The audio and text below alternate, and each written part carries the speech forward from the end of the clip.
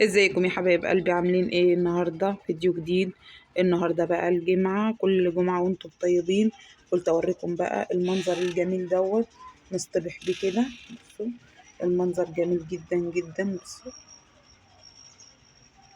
بجد كده اما تقومي تقفي في المنظر دوت على الصبح كده، الله، الخضرة والطريق والحتة. بصوا بجد حاجة شكلها جميل جدا جدا بالنهار كده.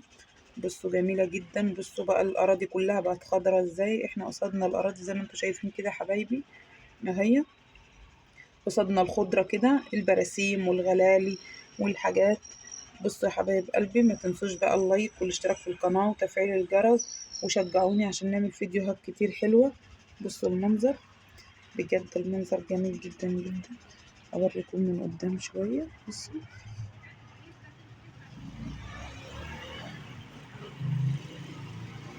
بصوا بقى منى كانت غاسلة لما الغسيل، واللي فاضل بقية الهدوم بطانية فيروز، وديت عشش بقى اللي قصدنا. بصوا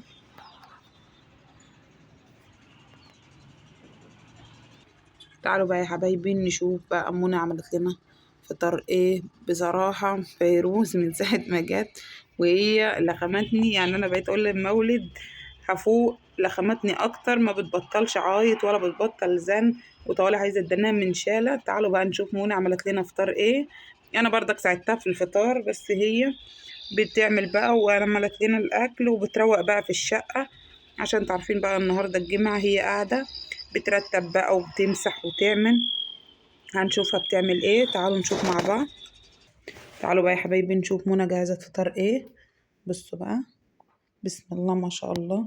جهزت لنا ايه؟ عملت لنا بتنجان بدقة، فول، طعمية، بطاطس، وليمون مخلل، وطماطم وخيار. ده كان فطارنا النهاردة. بصوا الليمون ده يا حبايب قلبي اللي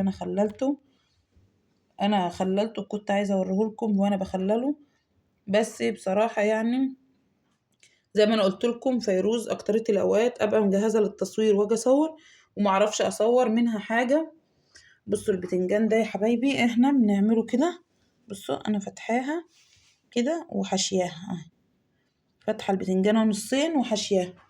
احنا بنحب كده البتنجان، ابو كريم بيحبه كده، انا بحبه مقلي، ما تقطع نصين رخرة، عاملة كده وعاملة كده. بصوا انا مقطعة نصين اهو، وعاملة دوت محشي كده، دوت عشان ابو كريم بيحبها كده محشية.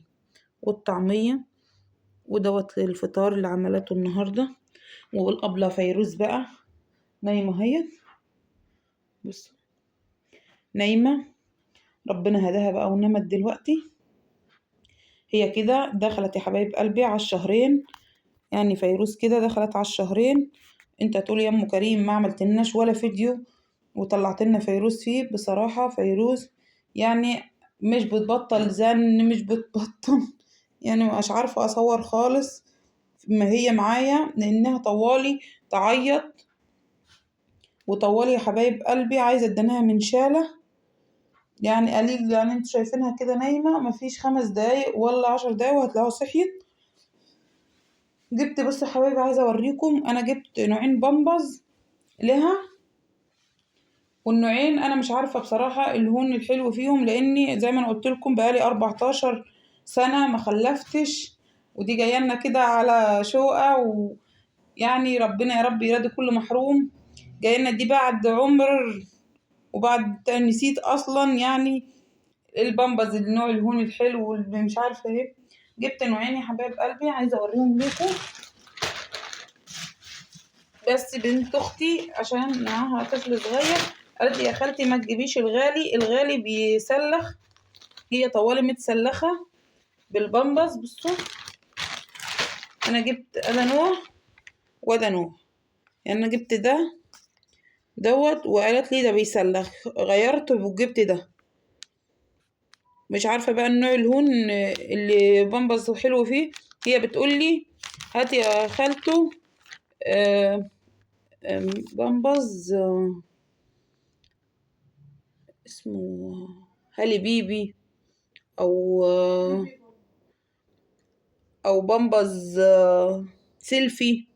بتقولي هاتي النوع دوت حلو. قلت لها بنتي ما انا جبت النوعين دول، قالوا لي دول احسن حاجه.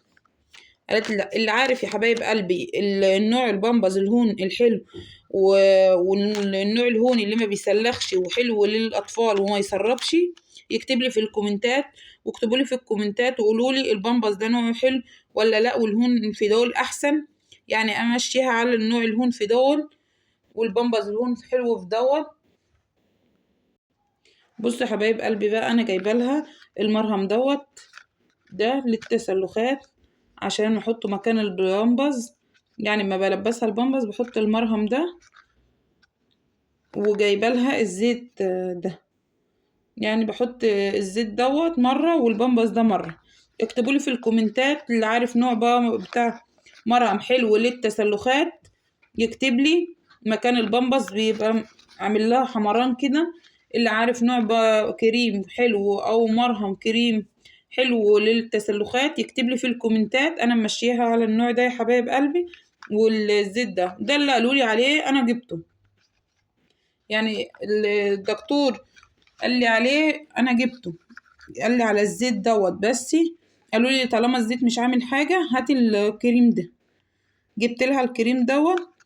اللي عارف بقى نوع كريم حلو يكتب لي في الكومنتات، وانا اما اروح للدكتور هقول له على اسمه، يعني اكتبوا لي في الكومنتات وقولوا لي. وهو ده يا حبايب قلبي بقى الفيديو، ما تنسوش بس اللايك والاشتراك في القناة وتفعيل الجرس، وشجعوني عشان نعمل فيديوهات كتير حلوة مع بعض. وقولوا لي يا حبايب قلبي ايه رأيكم في الفطار اللي منى عملته النهاردة. بجد فطار جميل جدا وحاجة بسيطة وبشكلها بس يفتح النفس، يعني هو فطار بسيط بس يفتح النفس. بصوا، وفيروز بقى نايمة، بصوا كده صغنطوطة،